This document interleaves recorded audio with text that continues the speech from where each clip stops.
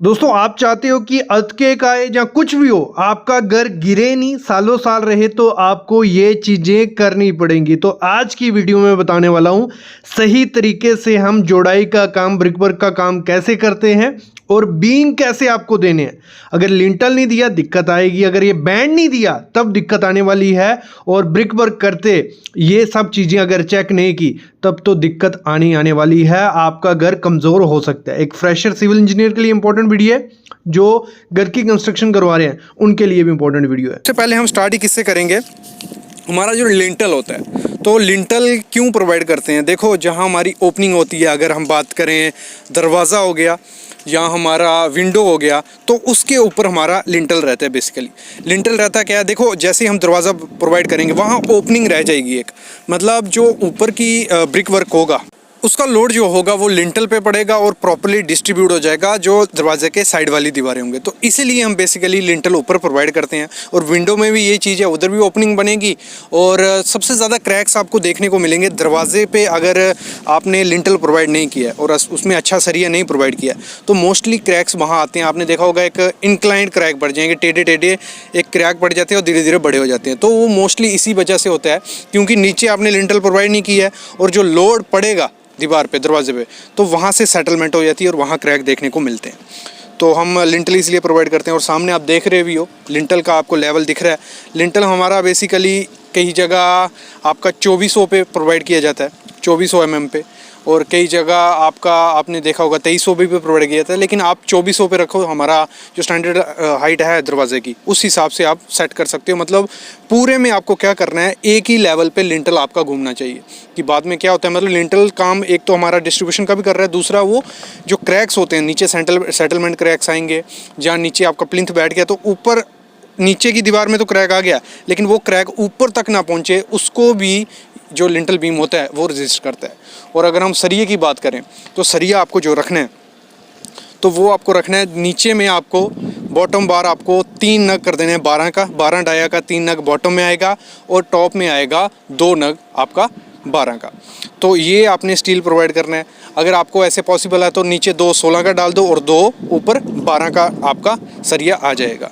और जो स्पेसिंग रखोगे आप स्टीरअप की, वो 150 बाई 150 की रखो। और उसमें जो रिंग आपको स्टीरअप यूज़ करना है वो 8 डाया का रिंग आप यूज़ कर सकते हो उसमें।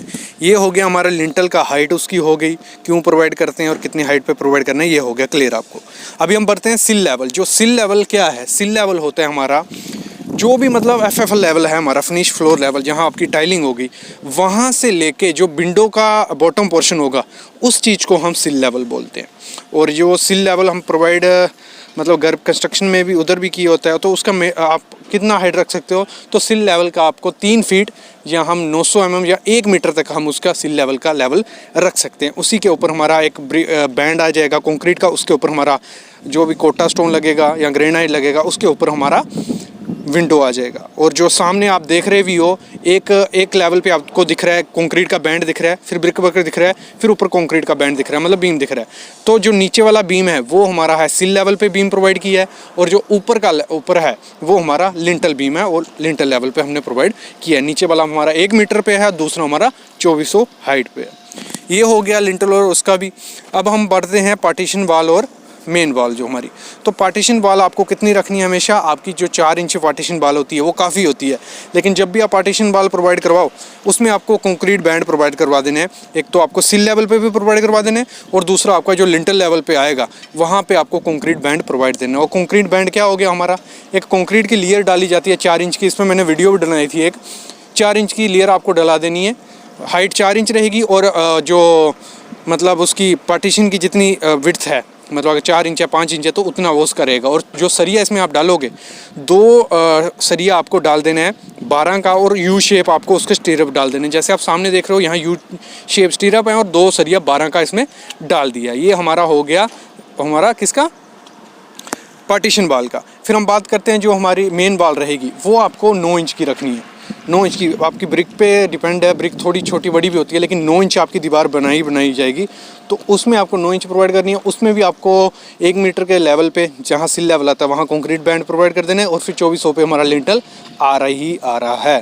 तो जो आपकी घर होगा, मतलब कि चारों तरफ जो आपकी दीवार रहेगी वो 9 इंच की रखो, अगर आप कुछ भी डब्ल्यूएसी ब्लॉक यूज़ कर रहे हो या फ्लाई ऐश ब्रिक यूज़ कर रहे हो या रेड ब्रिक कर रहे हो, वो बाहर की दीवार आपकी 9 इंच रहेगी, पार्टीशन वाल आप बाहर 4 या 5 इंच की आपकी कर सकते हो। एज ए साइट इंजीनियर आपकी रिस्पॉन्सिबिलिटीज़ क्या होती हैं? ब्रिक वर्क जब भी हो रहा है आपको चेक क्या करना है? सामने जैसे ब्रिक आप देख रहे हो, तो इसमें जो मोटार यूज़ हो रही है वो प्रॉपर जो हमें प्रोपोर्शन है 1:4 की बात करें, 1:6 या 1:8, 1 हो गया सीमेंट, 8 4 6 8 हो गया हमारा सैंड, जो सैंड, तो उसकी प्रोपोर्शन प्रॉपर से यूज़ की जा रही है नहीं की जा रही है वो आपको चेक करना है।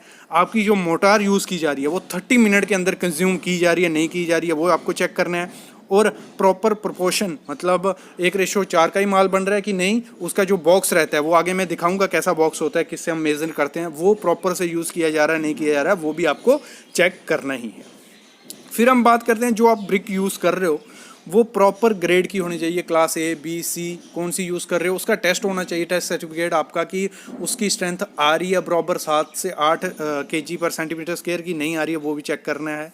फिर जैसे ही आपका ब्रिक वर्क हो जाए आप प्रॉपर से उसकी क्यूरिंग कर रहे हो नहीं कर रहे हो। देखो क्यूरिंग आपको 7 से 10 दिन उसकी करनी ही करनी है मिनिमम। अगर आप 1:4 का माल कर रहे हो तो आपको 10 दिन आपकी क्यूरिंग उसकी करनी है।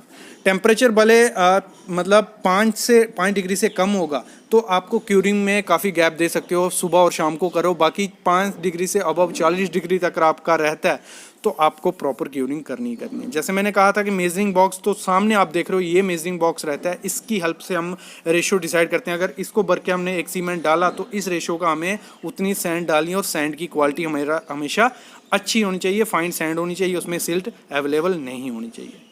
फिर आगे हम बढ़ते हैं, अगली जो बात आपको मैं बताने वाला हूँ आपको क्या चेक करना है। जहाँ भी आपकी ब्रिक वर्क चल रहा है वहाँ आपको चेक करना है कि जो बॉन्ड मेंशन की है ड्राइंग में कि फ्लेमिश बॉन्ड है जहाँ इंग्लिश बॉन्ड है, उस बॉन्ड के हिसाब से काम किया जा रहा है कि नहीं। फ्लेमिश बॉन्ड क्या होगी? फ्लेमिश बॉन्ड होगी जैसे आप सामने देख रहे हो, एक हमारा स्ट्रेचर डालेंगे एक हेडर डालेंगे वो होगी फ्लेमिश, और इंग्लिश बॉन्ड होगी हमारी पूरा एक लेयर हेडर की डालेंगे, दूसरी स्ट्रेचर की डालेंगे, फिर हेडर की डालेंगे, फिर स्ट्रेचर की डालेंगे, वो हो गई हमारी इंग्लिश बॉन्ड। इसको आपको ये चेक करना है। नेक्स्ट चीज़ जो आपको चेक करनी है वो क्या करनी है कि आपकी जो ब्रिक है उसमें अच्छे से रैकिंग की गई है नहीं की गई है। जैसे ये जॉइंट आप देख रहे हो ये प्रॉपर से जॉइंट इसमें होना चाहिए कि फ्यूचर में जब प्लास्टर करे तो प्लास्टर निकले नहीं। मतलब इसमें 10 mm आपका माल आना ही चाहिए, और अंदर खड्डा कितना होना चाहिए? 15 mm आपका खड्डा होना चाहिए कि बाद में फ्यूचर में अगर हम इस पर प्लास्टर करें तो प्रॉपर से इस पर प्लास्टर चढ़ जाए। ये चीज़ आपको एज ए साइट इंजीनियर ध्यान देनी है जब भी आप काम करवाओ। नेक्स्ट चीज़ जो आपको ध्यान देनी है, जब भी 9 इंच या 5 इंच की वॉल करवाओ आप, तो ये सामने आप 9 इंच की वॉल देख रहे हो, यहाँ पे आपको बैंड प्रोवाइड करना ही करना है। कंक्रीट का बैंड हम जिसे बोलते हैं, एक बीम बोलो, छोटा सा बीम 4 इंच की इसकी डेप्थ रहती है, और इसमें 8 से लेके 10 mm का सरिया हमें प्रोवाइड करना होता है। 2 सरिया प्रोवाइड करना है कि क्रैक्स नहीं आए, बाकी सरिया का इसमें कोई ज़्यादा काम वर्क नहीं रहेगा। तो ये इसलिए प्रोवाइड किए जाते हैं कि फ्यूचर में सेटलमेंट हो तो वो दीवार पे क्रैक्स ना दिखे, इसलिए हम हर 1500 mm पे हमें बैंड प्रोवाइड करना ही करना होता है। और जो हमारी 9 इंच की वॉल है उसमें हमें 2400 पे लिंटल प्रोवाइड करना ही करना है। ये चीज़ भी आपको ध्यान देना है। जहाँ विंडो हो आपकी, जहाँ आपका डोर हो, वहाँ पे आपको लिंटल प्रोवाइड करना ही करना है, और उसमें प्रॉपर ग्रेड आपको M25 से M30 ग्रेड यूज़ करना है, और उसको अच्छे से क्यूरिंग करनी है जब भी आप उसको प्रोवाइड करो। एज ए साइट इंजीनियर आपकी ये रिस्पॉन्सिबिलिटी रहती है। नेक्स्ट चीज़ जो आपको ध्यान देनी है, जहाँ आप ये पाइपिंग प्रोवाइड करते हो, पाइपिंग को आपको इस हिसाब से प्रोवाइड करना है कि आपका बीम का सरिया नहीं कटना चाहिए, और अंदर उसकी प्रॉपर डेप्थ होनी चाहिए। बाद में अगर आप उस पर प्लास्टर चढ़ाओ तो उसमें क्रैक नहीं है। अगर प्रॉपर डेप्थ नहीं हुई तो उसमें क्रैक आने के चांसेस काफ़ी ज़्यादा हो जाते हैं। ये चीज़ आपको ध्यान देनी है हमेशा जब भी आप ये करवाओ। और जो आप ब्रिक वर्क यूज़ करो का मतलब जुड़ाई के लिए, ब्रिक वर्क के लिए, तो वो प्रॉपर उसकी क्यूरिंग होनी चाहिए। ऐसे तो पॉसिबल, ऐसे तो करना होता है कि 24 घंटे हमें उसे पानी में डुबा के रखना होता है, लेकिन वो पॉसिबिलिटी नहीं होती है। लेकिन जब भी आप ब्रिक वर्क स्टार्ट करने से पहले, यूज़ करने से पहले, उसको 2 से 3 घंटा अच्छे से पानी मारते रहो कि वो प्रॉपर से पानी सोख ले। अगर वो प्रॉपर से पानी नहीं सोखेगी, क्या होगा, जब आप ब्रिक वर्क करोगे जो मोटार होगी, मोटार में से वो पानी खींच लेगी और आपकी मोटार वीक पड़ जाएगी, क्रैक उसमें आ जाएगी। तो ये चीज़ आपको ध्यान देनी है। और सामने जैसे आप मोटार देख रहे हो, इसका इनिशियल सेटिंग टाइम 30 मिनट होता है और फाइनल सेटिंग टाइम 10 आवर इसके होते हैं। ये चीज़ भी आपको एज ए सिविल इंजीनियर ध्यान रखनी है।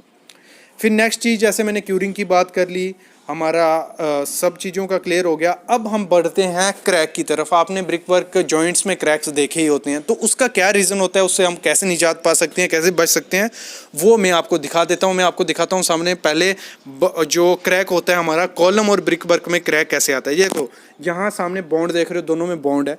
तो इसमें क्रैक्स ना आए इसलिए आपको क्या करनी है, एक तो आपको इनमें प्रॉपर से जब जॉइंट बनाओ हाकिंग कर लेनी है। हाकिंग क्या होती है वो मैं आपको आगे दिखाता हूँ। मतलब जब भी आप दोनों में वर्क करने जा रहे हो तो जॉइंट प्रॉपर से होना चाहिए। नहीं जॉइंट हुआ तो उसमें क्रैक्स आ जाते हैं। लेकिन इससे जब भी आप ऐसे में कंक्रीट में करो उसमें आपको हाकिंग या टाचा कर लेना है। जैसे आप देख रहे हो खड्डे खड्डे डाल देने हैं बीम में। इस पर प्लास्टर के टाइम भी काम आएगा। जब आप बाउंड बनाओगे ब्रिक का इसके साथ, तो इसमें पहले स्लरी मार दोगे, उसमें कट वगैरह मार दोगे, रफ सरफेस कर दोगे, फिर ब्रिक वर्क करोगे आप, तो इसमें आपको क्रैक देखने को नहीं मिलेगा। और इससे और अच्छे से हम कैसे कर सकते हैं, और अच्छे से हम करेंगे इसमें जो वायर मैश रहती है, मुर्गा जाली रहती है, जो आपको मैं सामने देख रहे हो आप, ये आपको जॉइंट्स पे लगा देनी है। जहाँ भी जॉइंट्स हो, पाइप्स के जॉइंट्स हो, जहाँ पाइप्स कंडक्टिव पाइप्स ही उनके ऊपर ये लगाया गया है। तो और जॉइंट्स जहाँ भी दो ब्रिक वर्क और कंक्रीट जुड़ता है वहाँ पे आपको वायर मैश लगा देनी है और उसको अच्छे से प्लास्टर कर देना है। नेक्स्ट चीज़ आपको देखनी है, जब भी आप ब्रिक वर्क आधा छोड़ो, यहाँ फ्यूचर में काम होने वाला है, तो आपको अल्टरनेट रखनी है। जैसे आप सामने देख रहे हो कि बाद में इसमें जब हम ब्रिक वर्क करें तो इसमें प्रॉपर जॉइंट बने नहीं, प्रॉपर जॉइंट नहीं बनेगा तो वहाँ क्रैक्स क्रिएट हो जाएंगे। एक इस टाइप का रहता है, एक इस टाइप का रहता है कि जहाँ बन चुका है और अंदर जो उसकी पार्टीशन वॉल आने वाली है तो उसका ब्रिक हम अंदर ऐसे घुसा सकें कि प्रॉपर से उसकी बॉन्ड बन जाए। और इसमें भी आपको प्रॉपर से जब आप ब्रिक प्लास्टर करोगे तो आपको यहाँ भी वायर मैश यूज़ करनी है। तो ये था आज का वीडियो हमारा ब्रिक वर्क पे एज ए साइट इंजीनियर आपको क्या चेक करनी है। बाकी बेसिक डिटेल तो है ही है कि आपको ड्राइंग के हिसाब से काम करवाना है कि ड्राइंग जो मेंशन किया है वैसे दीवारें जा रही हैं। जहाँ 9 इंच की वॉल है वहाँ 9 इंच की आ रही है, जहाँ 4 इंच की है वहाँ 4 इंच की आ रही है।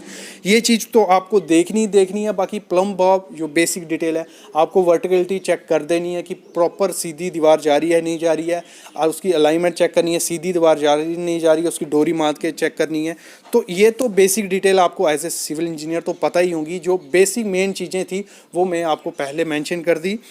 और प्लीज़ चैनल को सब्सक्राइब कर लेना। ऐसी प्रैक्टिकल वीडियोस, प्रैक्टिकल नॉलेज आपको हमारे channel civil engineering Sharma ji पे मिलता रहेगा। अभी फ्यूचर में मैं जॉब्स के लिंक पे आपके साथ शेयर करने जा रहा हूँ। जॉब्स नई जो जॉब्स आती हैं वो आपके लिए मैं लाने वाला हूँ। तो उसके लिए प्लीज़ चैनल को सब्सक्राइब कर लो। और इस वीडियो के रिलेटेड कोई भी क्वेश्चन रहता है आप कमेंट करना, मैं उसका ज़रूर रिप्लाई करूँगा। और प्लीज़ चैनल को सब्सक्राइब करके जाना। Thank you guys.